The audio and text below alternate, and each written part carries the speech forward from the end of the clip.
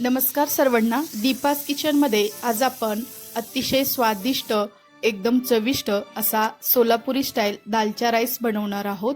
जर तुम्हाला डाळीची पौष्टिकता, भाज्यांची चव आणि मसाल्यांचा अप्रतिम फ्लेवर अनुभवायचा असेल तर नक्की तुम्ही ही माझी रेसिपी ट्राय करून बघा। एकदम टेस्टी झणझणीत असा आज आपण दालचा आणि त्यासोबत एकदम सुगंधी असा राईस सुद्धा बनवणार आहोत। चला तर मग रेसिपी सुरू करूयात। दालचा बनवण्यासाठी मी ते एक छोटी वाटी इतकी तूर डाळ घेतलेली आहे। अगदी याच वाटीने इथे मी अर्धी वाटी इतकी मूग डाळ सुद्धा घेणार आहे। तसेच इथे अर्धी वाटी इतकी मी मसूर डाळ सुद्धा घातलेली आहे। हवं असल्यास तुम्ही इथे हरभरा डाळ सुद्धा वापरू शकता। त्यानंतर या डाळी आपण स्वच्छ अशा 2 ते 3 वेळा पाण्याने धुवून घेणार आहोत। तर तुम्ही ते बघू शकता, डाळी मी 2 ते 3 वेळा पाण्याने स्वच्छ अशा धुवून घेतलेल्या आहेत। आता आपण यामध्ये एक छोटी पालकाची जुडी स्वच्छ अशी धुवून त्याला बारीक असं चिरून घेतलेलं आहे। तर इथे मी पालकाची भाजी घालणार आहे। अगदी याच बाउलने मी एक छोटीशी जुडी चुका तो सुद्धा स्वच्छ असा धुवून त्याला सुद्धा असं बारीक चिरून घेतलेला आहे। तर इथे मी चुक्याची सुद्धा भाजी घातलेली आहे। चुका आणि पालक दोन्ही वापरायचं आहे। त्यानंतर इथे एक मोठ्या आकाराचा कांदा त्याला असं बारीक असं चिरून घेतलेला आहे। तर इथे कांदा सुद्धा घातला आहे। तसेच इथे मी एक टोमॅटो सुद्धा असा बारीक असं चिरून घेतलेला आहे आणि तो सुद्धा आपण यामध्येच घालायचा आहे। तसेच आपण 3 ते 4 इतक्या हिरव्या मिरच्या सुद्धा घालायच्या आहेत। त्यामुळे दालचा एकदम चविष्ट असा बनला जातो। आता आपण यामध्ये पाणी घालूयात। तर पाणी जास्तही घालण्याची गरज नाही। डाळी आणि या सर्व भाज्या बुडतील इतपतच आपण पाणी घालायचं आहे। तर इथं तुम्ही बघू शकता, मी त्याला असं थोडंसं हलवून घेतलेलं आहे आणि इथं तुम्ही बघू शकता या सर्व भाज्या आणि डाळी बुडल्या गेलेल्या आहेत। इतपत मी पाणी यामध्ये वापरलेलं आहे। आता चवीनुसार थोडंसं मीठ घालायचं। तसेच अर्धा चमचा इथे मी हळद सुद्धा घातलेली आहे आणि 2 चमचे इतकं आपण इथे तेल घालायचं आहे। त्यामुळे भाज्या अगदी लवकर अशा शिजल्या जातात आणि कुकरमध्ये ते वरती असं शिट्टीतून बाहेर सुद्धा येत नाही। त्यामुळे तेल तुम्ही अवश्य यामध्ये घाला। तर तुम्ही तर बघू शकता, त्याला परत एकदा आपण व्यवस्थित असं हलवून घेतलेलं आहे। आता आपण याचं कुकरचं झाकण लावायचं आहे आणि याला मीडियम गॅसवरती 4 ते 5 आपण याच्या शिट्ट्या करून घेणार आहोत। त्यामुळे डाळी आणि भाज्या अगदी व्यवस्थित अशा शिजल्या जातील। तर इकडे गॅसवरती या सर्व डाळी आणि भाज्या शिजत आहेत, तोपर्यंत आपण इकडे राईसची तयारी करून घेऊयात। त्यासाठी मी ते या वाटीने 1.5 वाटी इतका चांतारा तांदूळ घेतलेला आहे। याऐवजी तुम्ही ते कोलम किंवा कोणताही बासमती राईस वापरू शकता, परंतु दालचा बनवताना मी नेहमी चांतारा तांदूळच वापरत असते। त्यानंतर यामध्ये काही खडे मसाले घेतलेले आहेत। त्यामध्ये मी 2 तेजपत्त्याची पानं, 1 स्टार फूल, अर्धा चमचा जिरे, थोडासा दालचिनीचा तुकडा, 4 वेलची आणि 6 ते 7 लवंग आणि 6 ते 7 काळी मिरी घेतलेली आहे। आता आपण गॅसवरती एक कुकर ठेवलेला आहे। कुकर हलकासा गरम झाला की आपण त्यामध्ये 3 ते 4 चमचे इतकं तेल घालायचं आहे। आपण या छोट्याशा कुकरमध्येच आज आपण इथे हा राईस बनवणार आहोत। तेल सुद्धा आपलं इथे हलकसं गरम झालेलं आहे। हलकसं गरम झालं की त्यामध्ये आपण हे सर्व घेतलेले खडे मसाले घालायचे आहेत। त्यामुळे खडे मसाले तेलामध्ये व्यवस्थित असे परतले गेले की त्याला छान असा एक फ्लेवर येतो। तर इथं तुम्ही बघू शकता, अगदी थोडंसं मी याला परतून घेतलेलं आहे। त्यानंतर साधारणतः अर्धी पळी किंवा 3 ते 4 चमचे इतकं मी ताजी आलं लसूण पेस्ट करून घेतलेली आहे। ती आलं लसूण पेस्ट इथे वापरायची आहे।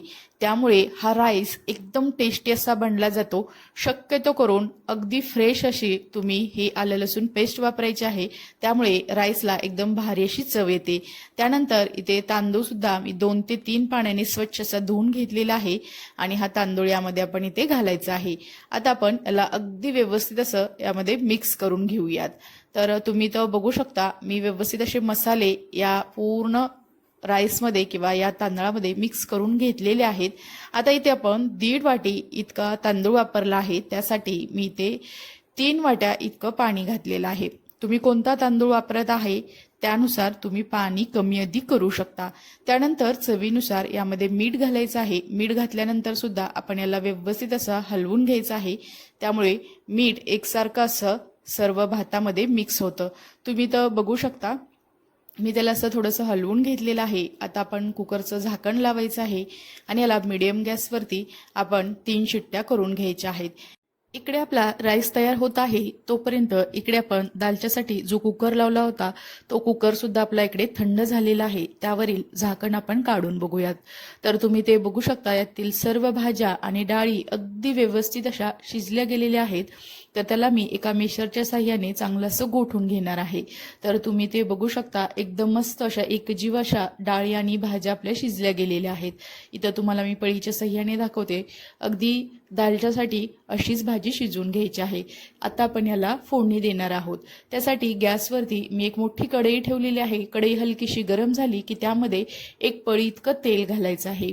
तेल सुद्धा आपण इथे हलकंसं गरम होऊन दिलेलं आहे. त्यामध्ये अर्धा चमचा जिरे, अर्धा चमचा मोहरी घातलेली आहे. ते व्यवस्थित तडतडलं गेलं की त्यामध्ये एक मोठ्या आकाराचा कांदा उभा पातळ असा चिरून घेतलेला आहे तो घालायचा आहे. तसेच मी ते अर्धा टोमॅटो सुद्धा घातलेला आहे. त्यानंतर इथे महत्त्वाचं म्हणजे इथे आपण एक मोठी वाटी इतका भोपळा चिरून घेतलेला आहे. बटाट्याच्या फोडीप्रमाणेच्या भोपळ्याच्या फोडी करून घ्यायच्या आहेत आणि भोपळा सुद्धा घालायचा आहे. तो भाज्यांमध्ये मी भोपळा घातला नाही कारण तो जास्त शिजला जाईल.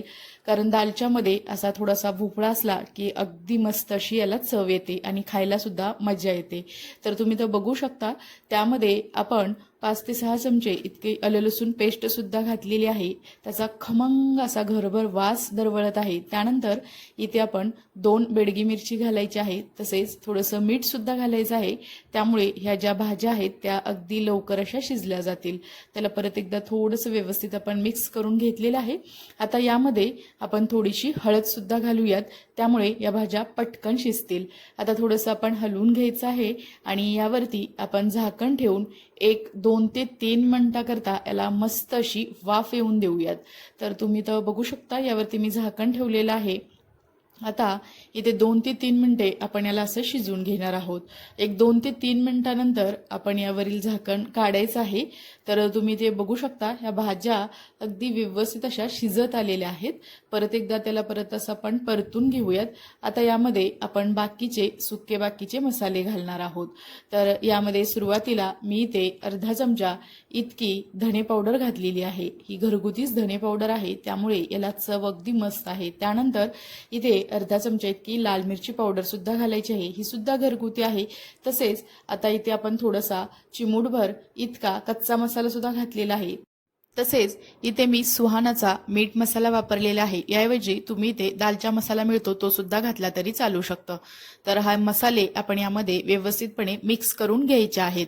मसाले करपू नयेत याकरता आपण यामध्ये थोडंसं पाणी सुद्धा घालायचे आहे. त्यामुळे मसाले अगदी व्यवस्थित असे शिजले जातात आणि ते कढईला खाली लागत सुद्धा नाहीत. यासाठी गॅसची फ्लेम सुद्धा अगदी बारीकच ठेवायची आहे. तर तुम्ही ते बघू शकता, मसाले सुद्धा आपले अगदी व्यवस्थित असे परतले गेलेले आहेत. भाज्या सुद्धा अगदी व्यवस्थित अशा शिजल्या गेलेल्या आहेत. इथे आपण बघत बघत मीठ घालायचं आहे, कारण या अगोदर सुद्धा आपण मिठाचा वापर केला आहे. तर आता इथे मीठ घातल्यानंतर त्याला परत एकदा आपण असं थोडंसं परतून घ्यायचं आहे. तर इथे हे आपले मसाले आणि या सर्व भाज्या व्यवस्थित शिजल्या गेलेल्या आहेत. आता इथे दालच्यासाठी ज्या भाज्या आपण शिजून घेतलेल्या आहेत त्या इथे घालायच्या आहेत.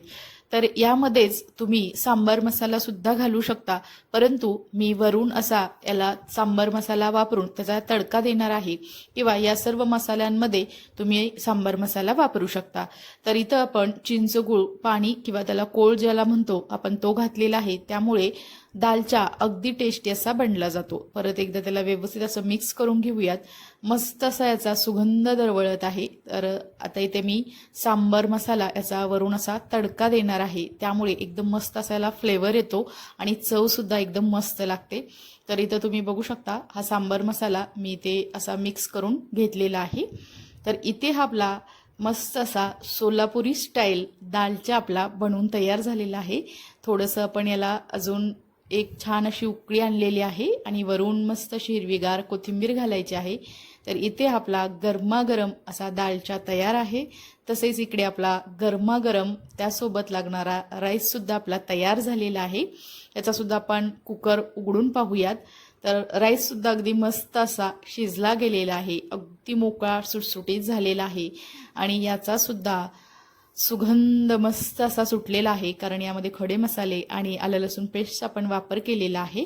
तसेच वरून आपण बारीक चिरून घेतलेली हिरवीगार अशी कोथिंबीर घालायची आहे किंवा यामध्ये तुम्ही पुदिन्याची पानं सुद्धा घालू शकता, त्यामुळे सुद्धा एकदम मस्त अशी टेस्ट लागते. चला तर मग सर्व करूयात.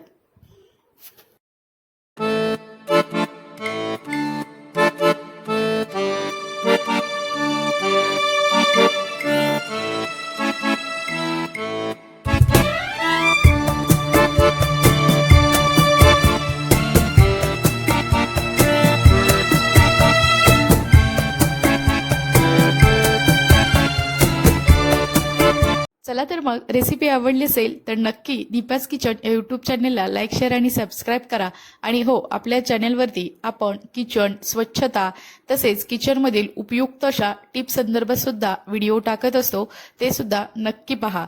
चला तर मग नंतर भेटूया आपण अशाच एका खास अशा रेसिपी सोबत. तोपर्यंत सर्वांना धन्यवाद.